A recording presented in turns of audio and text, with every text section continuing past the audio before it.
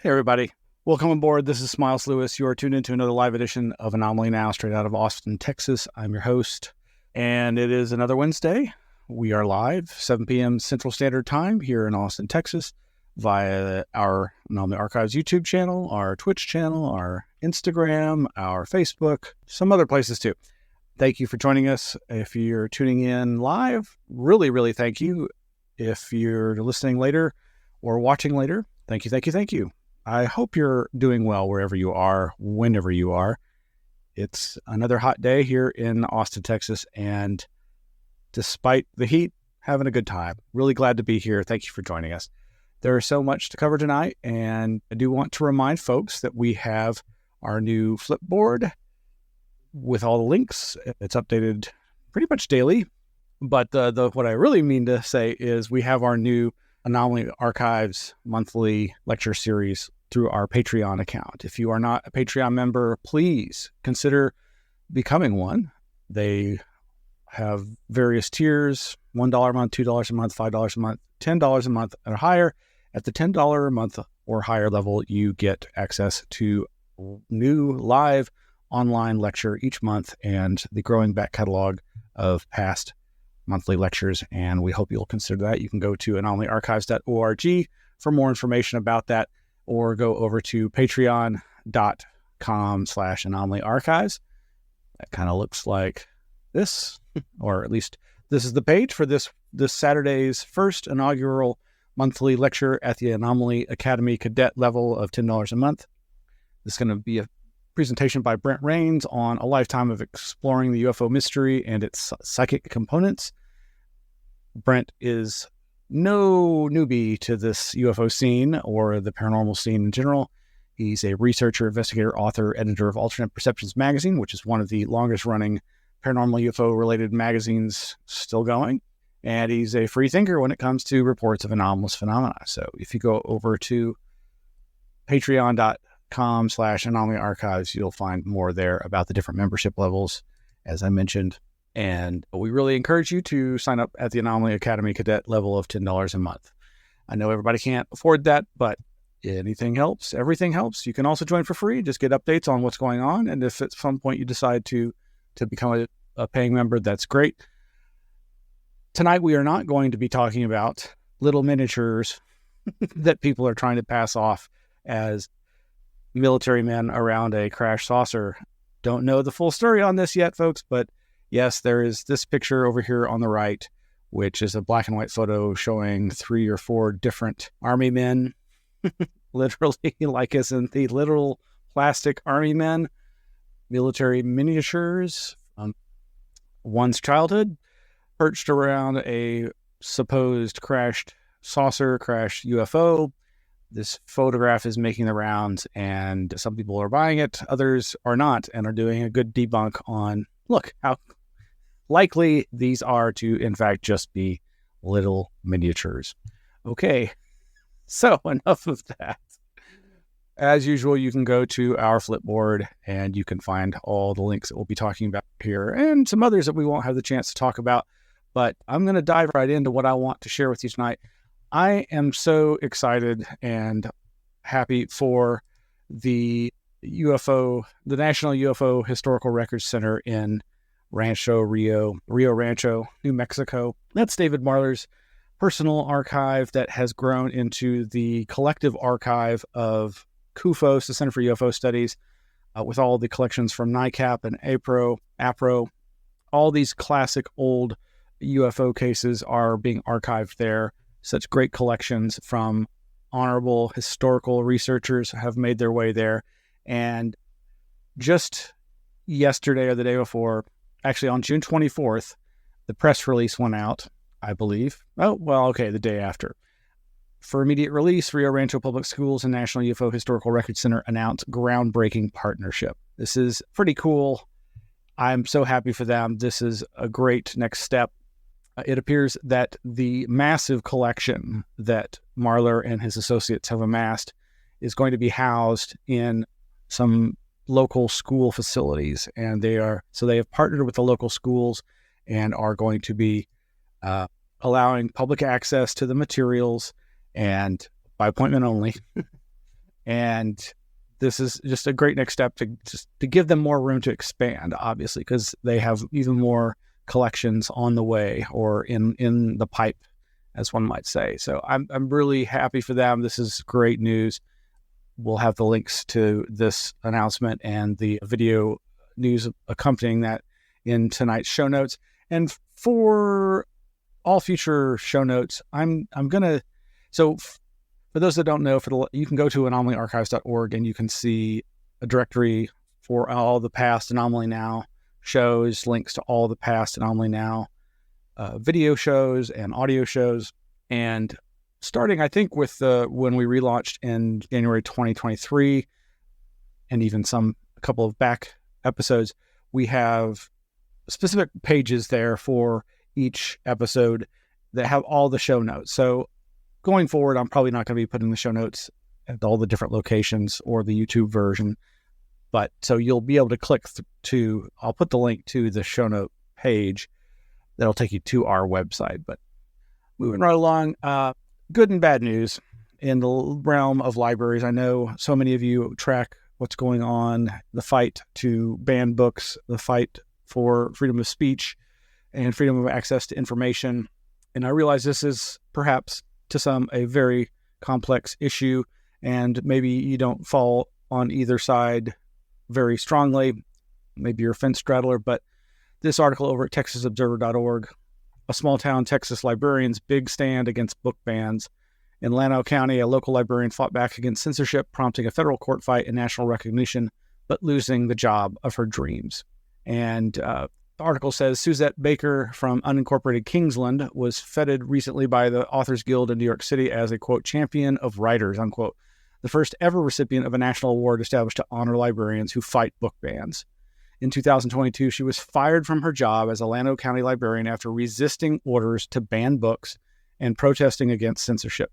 In response to Baker's story, a local mom named Layla Leah Green and other library patrons filed a federal lawsuit supported by the Authors Guild.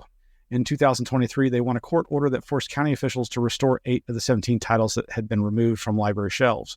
Quote, Baker's brave defense of her community's right to read is a testament to the vital role librarians play in upholding free speech and creative expression in the face of censorship, said Mary Reisenberger, CEO of the Authors Guild, the nation's oldest and largest writers organization. Baker continues to fight for freedom of expression and is pursuing her own wrongful termination lawsuit against the Llano County officials. Still, in some ways, Baker, a mother of 5 and grandmother of 2, would rather still be working in the Kingsland Branch Library, assembling quirky displays, recommending books, and helping adults and kids access the internet. Being a small-town librarian was her dream job. The Observer spoke to her about books and censorship, and you can read the interview there over at texasobserver.org. Another blow of some significance. This is coming from techdirt.com, and thank you, Volunteer Victor, for bringing this to my attention. It does not surprise me, but it's very dismaying. 500,000 books have been deleted from the Internet Archives lending library. This is dated Thursday, June 20th. If you found out that 500,000 books have been removed from your local public library at the demands of big publishers who refuse to let them buy and lend new copies and were further suing the library for damages, wouldn't you think that would be a major news story? Wouldn't you think maybe many people would be up in arms about it? It's happening right now with the Internet Archive, and it's getting almost no attention. Now think about this. Over 10 years ago, Google started digitizing books without the publisher's permission. They digitized thousands, tens of thousands, hundreds of thousands. I don't know how many books are on Google Books website or in their cloud, but they did it knowing that they have really good, high-powered lawyers. And sure enough, 10 years later, they won the lawsuits against them. Now, as far as I understand, aside from during the pandemic, when Internet Archive opened up its open library, making it easier to access materials while people were in lockdown status due to the pandemic. That's the only time I'm aware of that they've changed or violated the status quo processes for digital collections and public libraries. Perhaps you're unaware, but in traditional public libraries, it's always been you buy 6 copies of the most popular book or however many copies they can afford, knowing that there's going to be a demand, but they can't lend more than those copies because obviously they're physical copies, and if they're not there to lend, they can't be lent out to other people. Digital copies are obviously very different. I know this sounds stupid, I'm not trying to mansplain, but a lot of people don't realize that the publishers are so draconian in this respect that they do not want to allow anything more than what is already the norm in public libraries. And as this article goes on to say, they're pretty much lobbying to end public libraries. Now, think about that for a while. Now, something more interesting and more UFO-related, paranormal-related is I was recently there's a documentary that came out in October of last year called Beyond the Light Barrier, which is also the title of the book, the autobiography it's based on, by Elizabeth Clare, a South African contactee from the 1950s whose autobiography got published at various times. And I recently finally got to watch this, and I suspected that I was really going to enjoy it, and it pains me to no end that I delayed watching this. Like I say, it came out in October of last year, and I knew from the graphics and the kitschy trailer that it was probably going to be a lot of fun. I didn't know that much about Elizabeth Clare. What I knew about her and her works came from my previous experience of Aaron Gilius's The Saucer Life podcast, his 202nd episode, or rather Encounter 202. I don't think it was his 202nd episode. It's probably his second episode in the second season of The Saucer Life. A really great podcast. I highly recommend. If you've never listened to it, check it out. You might like it.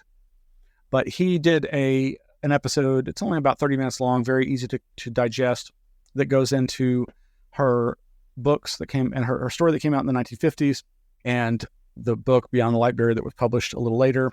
And the copy that you see there is, I believe, the copy published much more recently. And of course, there are different edited versions of this. But going back to the movie, the documentary, I really enjoyed it. And there's a couple of reasons. There's interview footage that spans over 10 years. There were apparently initial interviews done with people involved in the case, family members, friends.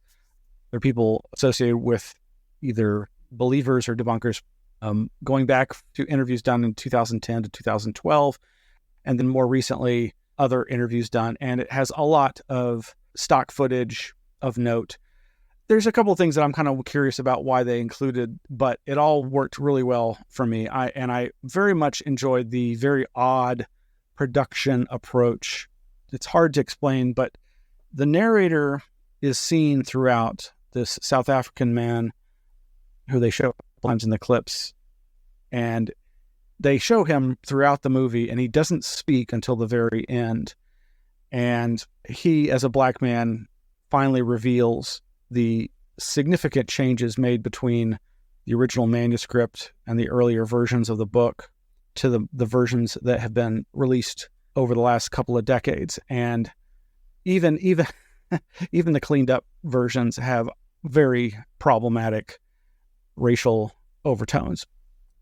obviously a lot of this material does and always has. But of course, this material coming out of South Africa was bound to have some problems. But yes, so there's these shots where you see the back of this egg chair that the narrator is sitting in and watching the projection of what some of the interviews. It's a very different approach to filmmaking, to documentary filmmaking. But I think you'll thoroughly enjoy it, and I highly recommend it. And I may, in fact, I'm going to try to find a way to buy a copy for myself. So again, you can go to saucerlife.com and listen to Aaron Golias's commentary on this. And I think, as usual, he's spot on a lot of his analysis.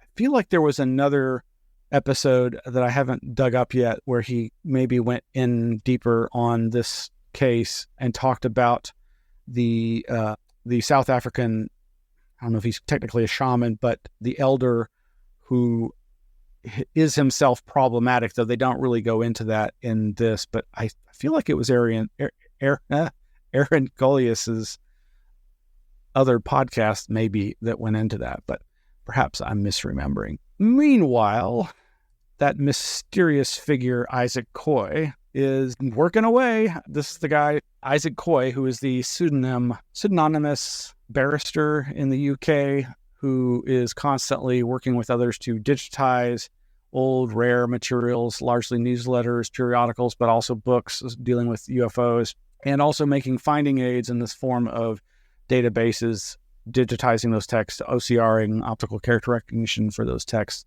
And as we mentioned in a previous episode recently, Stephen Greer had uploaded his UFO archive, his digitized materials, and lo and behold, Isaac has helped AFU in Sweden, Archives for the Unexplained, amass those materials and has created a handy-dandy finding aid to help navigate what he describes as a very clunky, hard to navigate archive website that Stephen Greer has put up. That's Stephen Greer's archive is dpiarchive.com.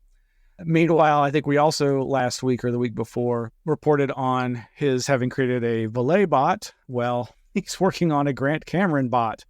Grant Cameron uploaded all his archives. Isaac Coy created yet another chat bot based on the works of Grant Cameron. Meanwhile, you all might also want to check out the Journal for the Study of Religious Experience. They've got a free online version of their current issue, which is volume 9, number 1 from 2003, but it was only just released a week or so ago. Of course, this is all available in PDF format online at their website with articles such as Exploring the Connections Between Religious Experience, Spiritualism, and Women's Rights by Sarah Porch-Lee. Yes, The Levitations of St. Joseph of Cupertino Explained, ? By Bob Ricard. Bob Ricard, of course, being famous in the 14 Times circles. Oh, and Michael Grosso has an article, Pseudo-Skepticism, a Case Study. And there's other material there that you can check out as well. This is all free as far as I know. Meanwhile, we have been reporting on the ongoing controversies related to geoengineering and, weather modification. Meanwhile, Futurism.com's The Bite section has a titled article, Oops, Geoengineering Trick to Cool Brutal Heat Could Spike Temperatures Elsewhere, Scientists Say. You don't say. I'm shocked. Really? How could this be? I mean, really? Brighter clouds ahead. Researchers are warning that geoengineering efforts to help cool temperatures in California could trigger heat waves in Europe, a scary implication given the sheer lack of regulation controlling such measures across the globe. It mentions this article that we were reporting on previously. As The Guardian reports, scientists have suggested spraying aerosols into clouds over the ocean to cool down the surface below, a practice called marine cloud brightening. As the name suggests, the idea is to brighten clouds to make them reflect more of the sun's radiation back into space. Last month, a team of University of Washington researchers attempted to do just that in the San Francisco Bay using a machine that sprays tiny sea salt particles amid criticism from environmentalists. The experiment was later shut down by city officials, citing health concerns. Now, as detailed in a study published in the journal Nature Climate Change today, it turns out the practice could have unintended consequences. I mean, come on, of course it's going to have such. While under present-day conditions it may reduce heat exposure significantly, the, quote, same interventions under mid-century warming minimally reduce or even increase heat stress in the western United States and across the world, unquote. In other words, while it may work now, given worsening conditions, that equation may flip on its head by the year 2050, highlighting the potential risks of geoengineering. There's more to this article over at futurism.com. I also wanted to acknowledge this episode, this article that I don't think we've covered. I know we've covered a number of articles relating to lucid dream, including tech that is an attempt to induce lucid dreams or make them easier to have. Our volunteer Victor had brought this to my attention some months back, but I somehow overlooked it and was recently rediscovering it. And this is over at fortune.com. Lucid Dream Startup says engineers can write code in their sleep. Well, work may never be the same. Yes, I can imagine CEOs, corporations being like, now we can have workers working even while they're sleeping. Yeah, well, this is from November of last year. The article is now paywalled. I exhausted my viewing of it earlier, but I believe the company is called Halo, H-A-L-O, and is talking about using a band device with ultrasound beaming into areas of the brain that they believe or have evidence for that would activate consciousness during the sleep state and induce lucid dreaming. And of course, the next stage is control of that state. But they're basically hedging their bets, of course, and saying, well, it still requires a lot of other, techniques to get to that point. So no dream recorder or dream inducer yet, but, they're working on it, right? And who knows what we don't know about what's still secret tech. Lastly, this is sad news, and it's being reported on by Jack Brewer via the Expanding Frontiers Research.org nonprofit website. Police report suicide victim was fascinated with Skinwalker-Ranch. A month or so back, I think, or several months back, EFR and others were reporting on the fact that there was missing person and found body near Skinwalker-Ranch.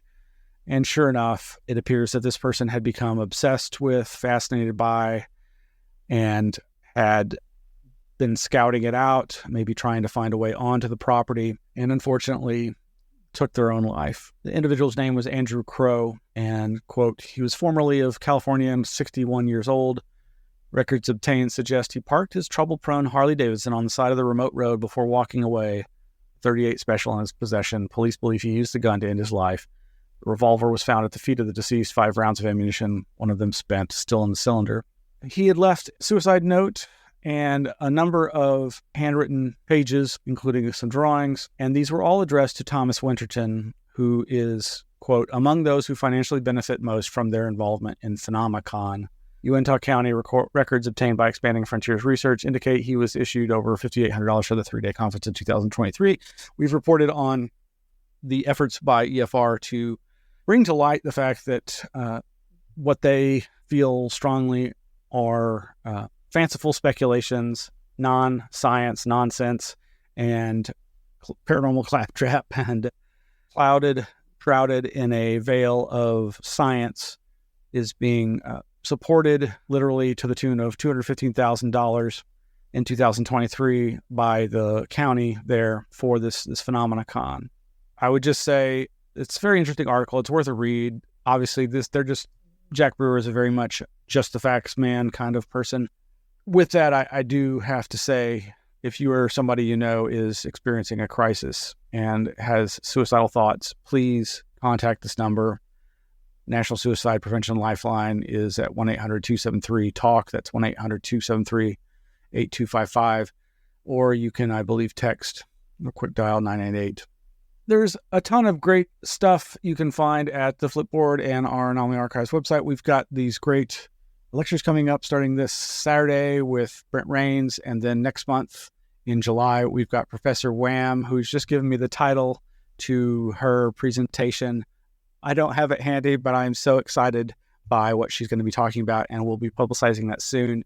And then, of course, in August, we've got Joshua Cutchin giving a lecture, and more to come after that. You can, of course, go to anomalyarchives.org and find more about that, or patreon.com/anomalyarchives. We'd appreciate your support And, if you'd like to drop us a line, you can reach us at our P.O. Box here in Austin, Texas. That's Anomaly Archives, P.O. Box 152252, Austin, Texas 78715. That's Anomaly Archives, P.O. Box 152252, Austin, Texas 78715. And we have voicemail. We'd love to hear from you. That's area code 512-842-9046. Or you can reach me via email at contact@anomalyarchives.org. Well, thank you so much for tuning in or listening to the rebroadcast. We could really use your help. So if you would please consider hitting that like and subscribe and get notifications, it helps us a lot with YouTube and other social media. Or if you know of folks who are interested in this subject matter and you think that they would benefit or enjoy our commentary and material, please share that with them. Thank you so much, and we'll see you later. I'm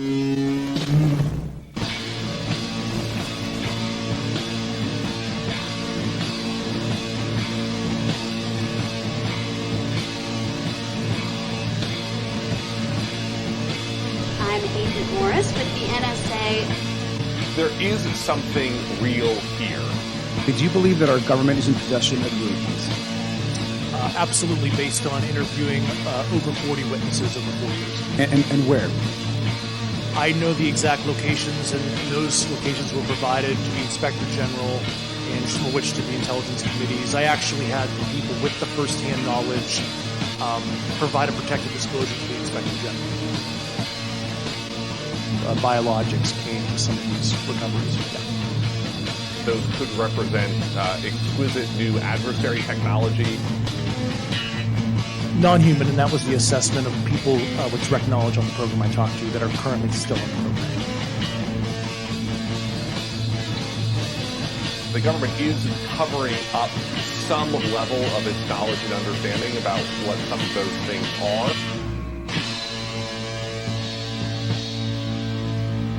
The Sol Foundation, which just announced a new initiative for UFO research and policy. It's nuts, man. I mean, we're just small-town buds who saw a UFO in the woods. I mean, now we're hanging out with the government. Wow. What floor were you guys on? Thank you, everybody. Go to patreon.com/Anomaly Archives, and you can sign up, and you can see this Saturday's online lecture by Brent, Raynes, A Lifetime of Exploring the UFO Mystery and its Psychic Components. Good night.